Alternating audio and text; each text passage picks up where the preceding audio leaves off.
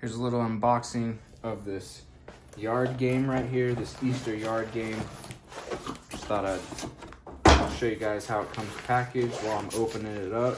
I like to see products beforehand before I buy them. All right, so here's a look at everything it comes with. You got the storage case right here. You got some instructions for you if you need to like repair any holes or tears or anything like that. Looks like you got all the balls right here.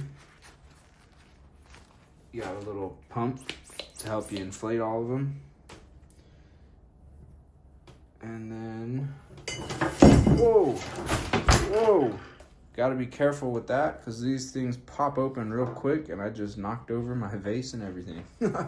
Here's what these look like, all popped open. I just have that right there resting on my tripod just to help me hold it up. And you see you got the two little pants legs there at the bottom. And then it also comes with these two little stakes right here.